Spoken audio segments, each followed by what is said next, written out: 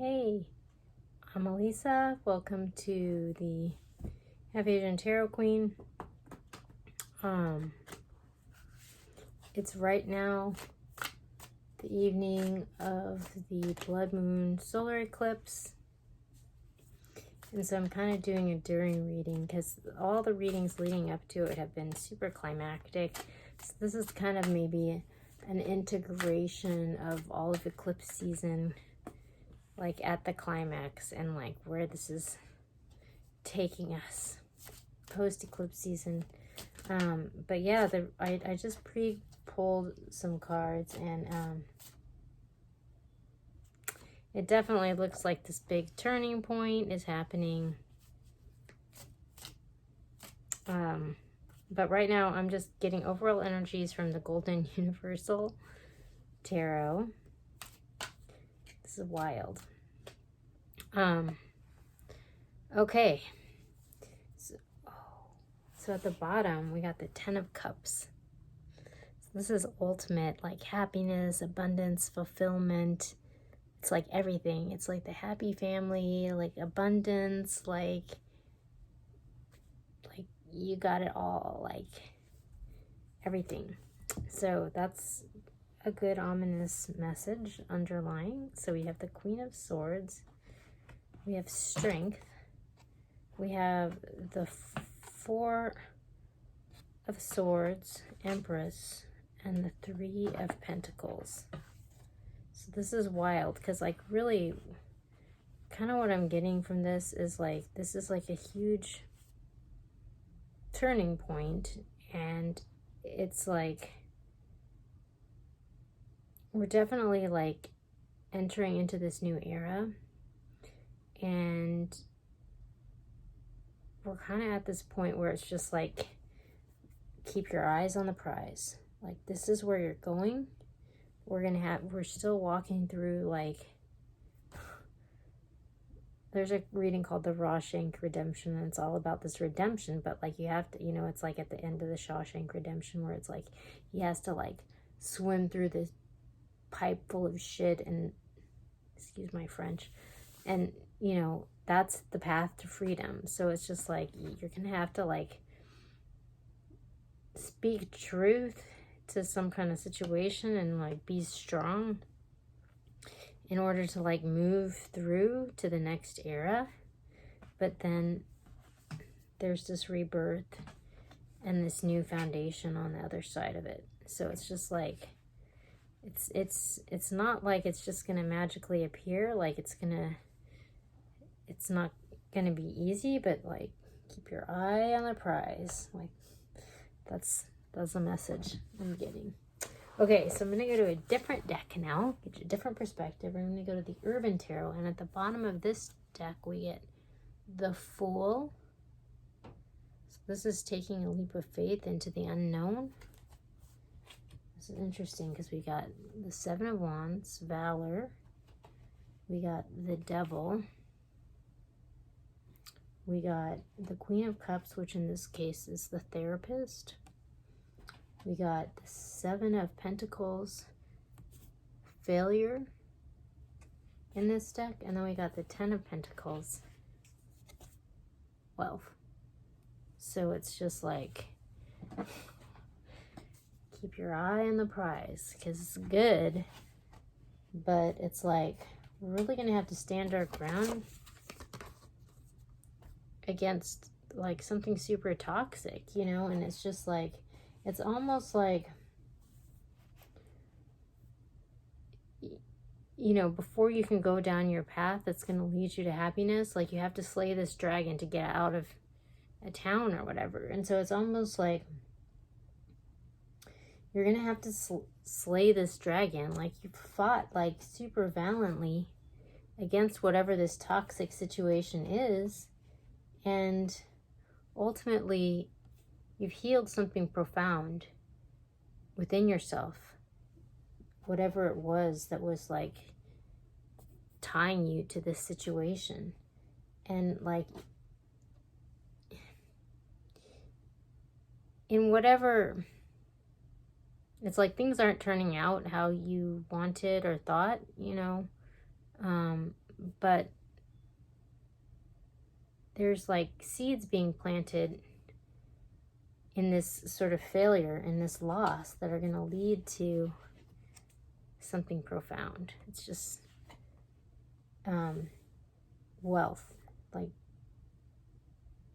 it's really beautiful, but like, it's not going to work out how you thought, but it's gonna be okay.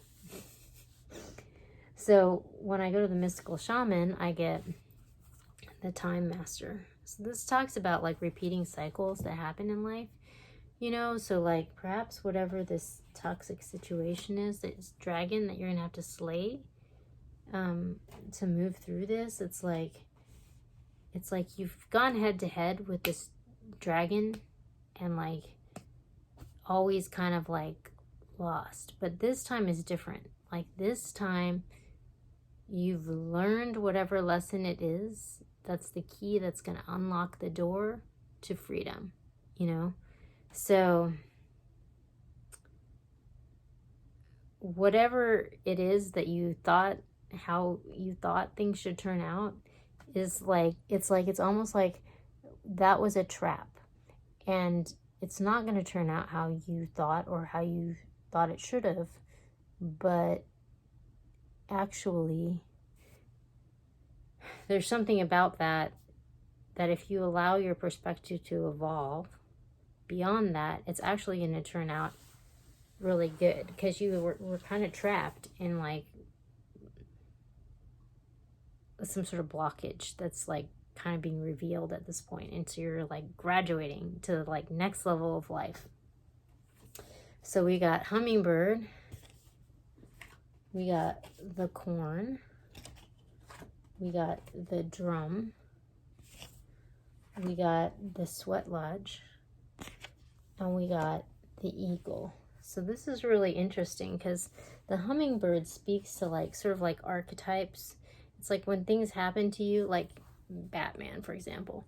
When things happen to you in life and you're kind of trying to overcome some like maybe super toxic situation, you know, and when you can relate that story to some sort of archetypal, like a fairy tale, for example, and then it sort of depersonalizes it. So for example, like this fairy tale that's playing out for me right now is Cinderella. Like, there's all these analogies with what's going on in my life right now with the story of Cinderella.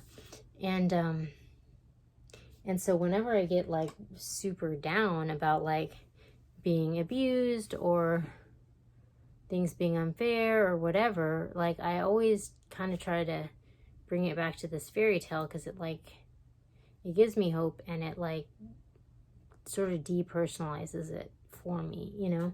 And so that's the hummingbird, you know, because actually, even though this is kind of a messed up situation, it's actually leading to abundance, even if you can't see that right now. Like, you know, in the end, Cinderella marries the prince, and like things actually end up going really good, you know. So it's just like there's a flow, there's a rhythm, there's a universal rhythm that's bigger than you, that's like going to carry you through this into the next whatever it is. So you're going to have trust and faith beyond how your own ego and how you think things should work out, because that's what's going to move you through this situation and beyond it. You're going to have to let go of your preconceived notions of how things are supposed to be. Sweat it out,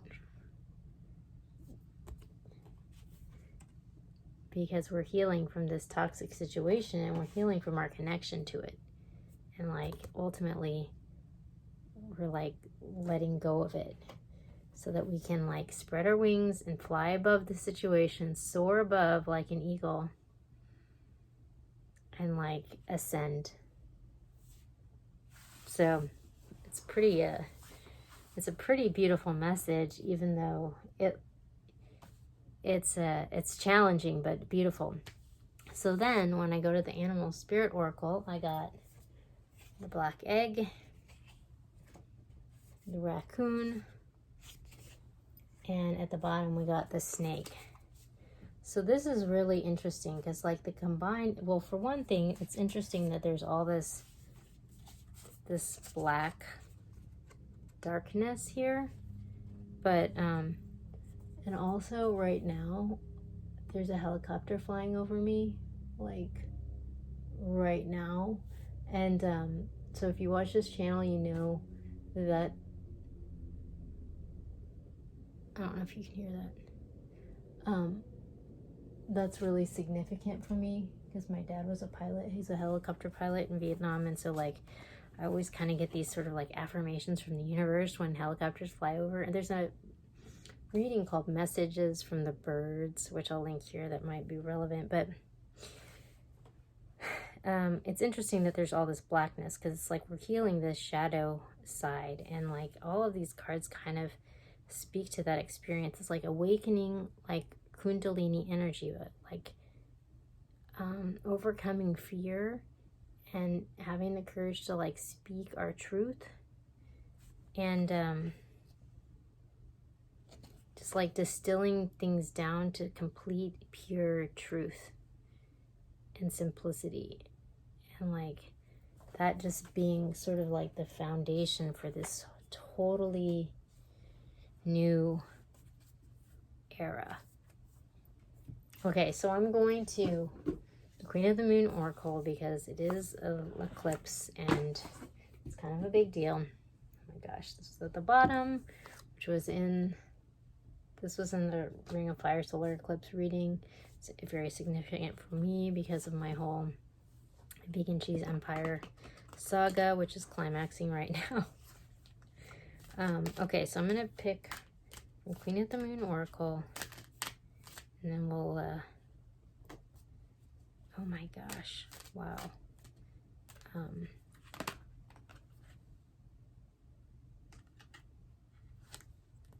right. Wow.